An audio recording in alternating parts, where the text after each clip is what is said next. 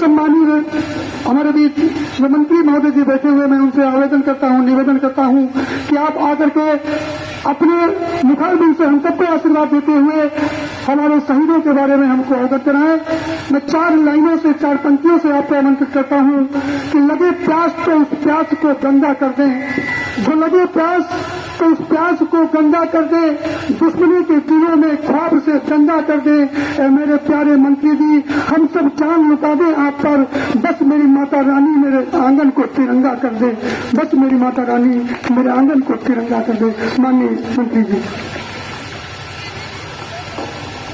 सहगो और आसपास के गांव को हमेशा शक्ति, संरक्षण, आशीर्वाद देने वाला यह पावन धाम जो महामाई के नाम से जाना जाता है, ऐसी पावन माटी को सर माथे पर लगाते हुए आज देश के यशस्वी प्रधानमंत्री जी के द्वारा मेरी माटी मेरा देश के कार्यक्रम के माध्यम से देश के लिए बलिदान होने वाले लोगों को याद करने का दिन, जिसमें राज्य सरकार के द्वारा भारत सरकार के निर्देशों के अनुपालन में कार्यक्रम आयोजित किए गए हैं, जिसमें हमारे खंड विकास अधिकारी और उनके विकास खंड के सभी सहयोगी अधिकारी कर्मचारी गणों का मैं धन्यवाद देता हूं कि सहयोग की पावन माटी पर एक कार्यक्रम आयोजित किया है कृतज्ञता ज्ञापन का। इसके लिए बीडीओ साहब का और उनके पूरी टीम का धन्यवाद देता हूं। कार्यक्रम में उपस्थित इस ब्लॉक के ब्लॉक प्रमुख भाई अमन सिंह जी, इस गांव के ब्लॉक प्रमुख छोटे भाई दीपक सिंह जी, खंड विकास अधिकारी श्री बहादुर सिंह जी, हमारे प्रतिनिधि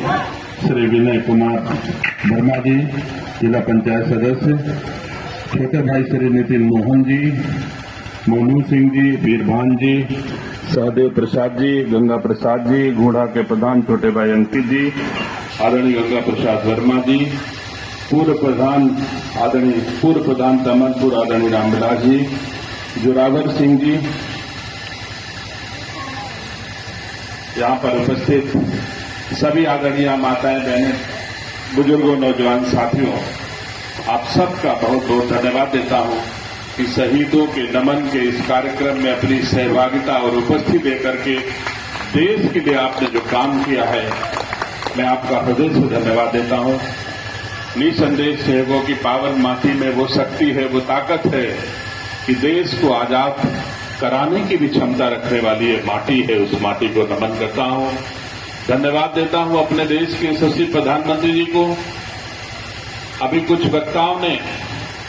ये कहा कि लगभग 100 साल होने वाले हैं। सहयोगों के लोगों ने मिलकर के, रायबरेली में राजनीति करने वाले नेताओं ने मिलकर के एक शहीद स्थल का निर्माण नहीं कराया, नहीं करा सके। और हमारे देश के यशस्वी प्रधानमंत्री जी ने हिंदुस्तान में जिसने भी देश के लिए कुछ भी दिया है, कम से कम उसको पूरे देश में याद करके एक जो राष्ट्र धर्म का निर्वहन किया है हमारा अपने देश के यशस्वी प्रधानमंत्री जी को सहयोगों की ओर से, रायबरेली की ओर से बहुत बहुत धन्यवाद देता हूं कि पूरे देश में जिसने भी देश के लिए थोड़ा भी सहयोग, बलिदान त्याग किया है, उसके लिए हमारे देश के प्रधानमंत्री जी ने कम से कम कृतज्ञ राष्ट्र के नागरिक के रूप में अपने देश पर कुर्बान होने वाले लोगों के लिए कृतज्ञता ज्ञापन तो करने में बढ़-चढ़ के हिस्सा लिया। यहां पर उपस्थित तमाम सारे लोगों को अवगत कराना चाहता हूं कि हम 15 अगस्त बहुत दिन से मनाते आ रहे हैं, लेकिन जब से देश के यशस्वी प्रधानमंत्री आदरणीय नरेंद्र मोदी जी हुए हैं, तब से जो 15 अगस्त मनाया जाता है, शायद आपको याद होगा, बहुत उम्र के लोग भी बैठे हैं, 70-80 साल के लोग बैठे हैं, उनके जीवन में भी ऐसा 15 अगस्त देखने को नहीं मिला होगा जैसा 15 अगस्त। हाँ, बाद में कर लेते हैं समापन। कम से कम सैकड़ों में कई हजार झंडे लगते होंगे, हजारों में, सैकड़ों में नहीं लगते होंगे। ऐसा 15 अगस्त कभी से पहले देखा है? सम्मानित साथियों, हमारा धर्म हम मां मानते हैं अपनी मां को जिसकी गर्भ से जन्म लेते हैं और अपनी पृथ्वी को भी मां मानते हैं। ऐसी संस्कृति दुनिया के किसी भी देश में नहीं है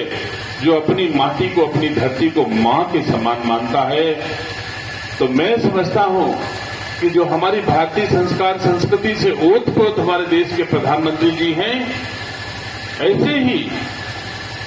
जैसा कुछ कमी रह गई होगी, कमियां रह गई होंगी, तमाम राजनीतिक लोग जिनके हाथों में देश रहा लंबे अरसे तक, उन्होंने अपने हिसाब से देश के प्रति समर्पण की व्याख्या करते हुए उन्होंने लोगों को सम्मान दिया। लेकिन हमारे देश के यशस्वी प्रधानमंत्री जी ने एक समान जिसने भी कुछ किया होगा उसका सम्मान करने का प्रयास है। और जो अज्ञात है, जिनको हम जान भी नहीं रहे, पहचान भी नहीं रहे, सुना भी नहीं है, कोई जानता भी नहीं है, अगर हर गांव की माटी लेकर के हम दिल्ली के उस स्थान पे जहां से देश चलता है, देश देखा जाता है, देश के सम्मान का प्रतीक है, वहां पर एक अमृत वाटिका की स्थापना करेंगे तो उन अज्ञात लोगों के भी कृतज्ञता ज्ञापन हो जाएगा